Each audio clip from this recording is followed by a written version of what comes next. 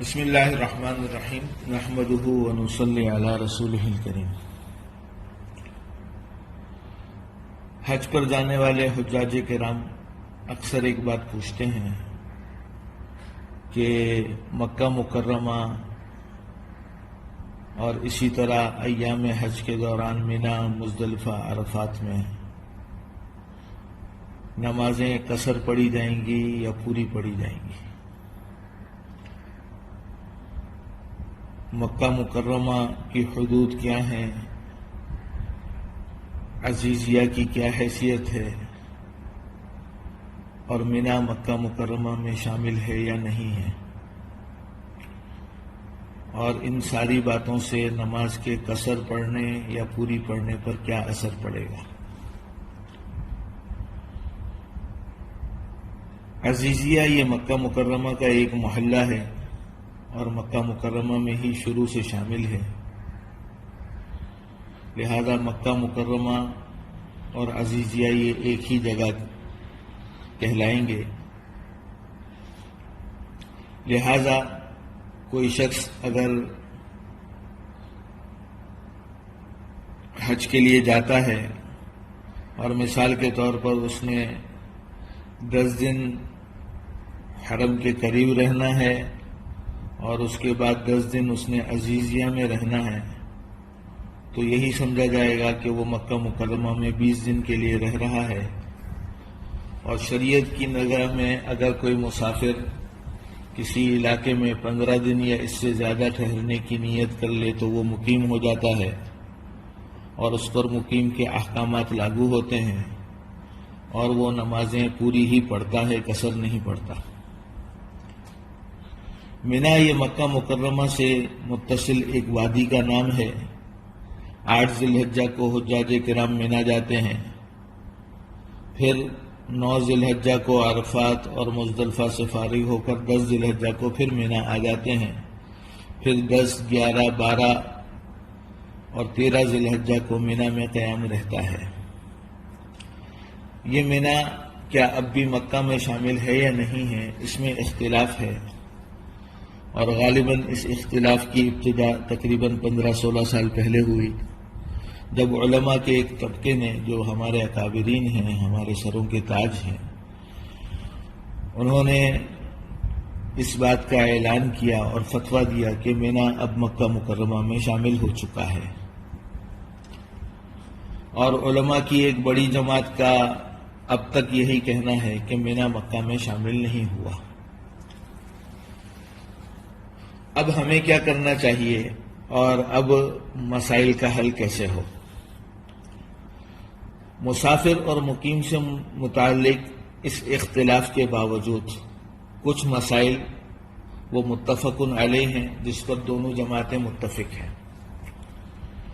اس میں پہلا مسئلہ یہ ہے کہ اگر 8 ذی الحجہ سے پہلے، اگر 8 ذی الحجہ سے پہلے یعنی مینا جانے سے پہلے کسی حاجی کا قیام مکہ مکرمہ میں 15 دن یا اس سے زیادہ ہو چکا ہے تو وہ مکہ مکرمہ میں مقیم ہے، مینا جا کر بھی وہ مقیم ہی رہے گا، عرفات میں بھی مقیم ہی رہے گا، واپس آ کر مینا میں بھی مقیم ہی رہے گا اور وہ پوری نماز پڑھے گا۔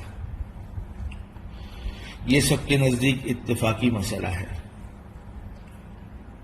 دوسرا مسئلہ جو اتفاقی ہے وہ یہ ہے کہ ایک شخص کا قیام مکہ مکرمہ اور ایام حج یعنی مینا، عرفات، مزدلفہ یہ سب ملا کر 15 دن سے کم ہے۔ مثال کے طور پر ایک آدمی 4 ذی الحجہ کو مکہ مکرمہ میں پہنچتا ہے اور حج کے فوراً بعد یعنی 14 ذی الحجہ کو یا 13 ذی الحجہ کو اس کی واپسی ہے، اس کا کل قیام ہی 15 دن سے کم ہے، تو یہ شخص سب حضرات کے نزدیک مسافر ہے۔ اختلافی مسئلہ اس وقت ہوگا جب ایک شخص مکہ مکرمہ میں اس کا قیام مینا جانے سے پہلے 15 دن سے کم ہے، تو علماء کی وہ جماعت جو کہتی ہے کہ مینا مکہ میں شامل ہو چکا ہے، ان کا کہنا یہ ہے کہ ایام مینا، ایام حج کو ملا کر اگر مکہ مکرمہ میں 15 دن بن رہے ہیں تو یہ شخص مقیم ہوگا۔ اور علماء کی وہ جماعت جو یہ کہتی ہے کہ مینا الگ ہے، وہ کہتی ہے کہ اگر مینا جانے سے پہلے 15 دن ہے تو مقیم ہوگا، ورنہ مسافر ہی رہے گا۔ اب ہمیں کیا کرنا چاہیے؟ تو عوام کے لیے آسانی ہے، وہ علماء کی جس جماعت پر اعتماد کرنا چاہے اس پر عمل کر سکتی ہے۔ یہ کوئی لڑنے جھگڑنے کی چیز نہیں ہے، بحث مباحثے کی چیز نہیں ہے، خالصتاً ایک علمی مسئلہ ہے جس پر علماء کے دو طبقے ہیں، دونوں اہل حق ہیں، دونوں کے پاس دلائل ہیں۔ لہذا جس مسئلے پر آپ عمل کرنا چاہیں عمل کر لیں۔ پچھلے سالوں میں جب سے یہ اختلاف شروع ہوا ہے تب سے یہ دیکھنے میں آیا ہے کہ حجاج کرام کی دلچسپی کا سبب یہ مسئلہ بیان بنا ہوا ہے اور اس پر لمبی چوڑی بحثیں کی جاتی ہیں، اور بعض گروپوں میں اس کے لیے جھگڑا بھی ہوتا ہے۔ اس کے سدباب کے لیے علماء نے کوششیں کی، کچھ برابر ہوئی، کچھ برابر نہیں ہوئی۔ بہرحال اس مسئلے کے حجاج کا آپس میں باہمی اختلاف نہ ہو اور ٹکراؤ نہ ہو، اس کے لیے ہم اکثر گروپ کے منتظمین حضرات سے کہتے ہیں، عرض کرتے ہیں کہ آپ جب اپنے مینا کے خیموں میں جماعت سے نماز کا اہتمام کریں تو کسی ایسے شخص کو امام مقرر کریں جو سب کے نزدیک مسافر ہو، یعنی ایسا حاجی ہو جس کا کل قیام مکہ مکرمہ اور حج کے دن ملا کر 15 دن سے کم ہو، تو وہ سب کے نزدیک مسافر ہے۔ اس کی ابتدا میں نماز پڑھی جائے گی تو کوئی جھگڑا ہی نہیں ہوگا۔ پھر جس کو پوری نماز پڑھنی ہو وہ امام کے سلام پھیرنے کے بعد اپنی نماز پوری کر لے، جس کو قصر نماز پڑھنی ہو وہ امام کے ساتھ سلام پھیر دے۔ تو یہ ایک حل ہے۔ بہرحال کہنے کا مقصد یہ ہے کہ یہ کوئی جھگڑے کی چیز نہیں ہے۔ یہ مسئلہ تفصیلی بیان کرنے سے مقصود بھی یہی تھا کہ سب کے سامنے بات واضح ہو جائے۔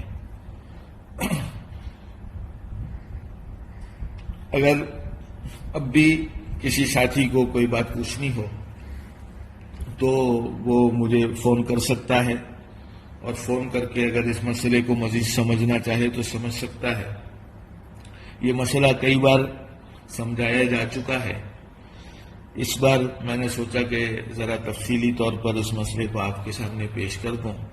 اب بھی اگر کسی ساتھی کو چونکہ صوتی پیغام وائس میسج کے ذریعے اس قسم کے مسائل کو سمجھانا اور سمجھنا مشکل ہوتا ہے، تو اگر اب بھی کسی ساتھی کو کوئی بات پوچھنی ہو تو وہ بجائے وائس میسج بھیجنے کے فون کر لے اور سمجھ لے۔ میں انشاءاللہ کوشش کروں گا سمجھانے کی۔ واللہ عالم بالصواب۔ السلام علیکم ورحمۃ اللہ وبرکاتہ۔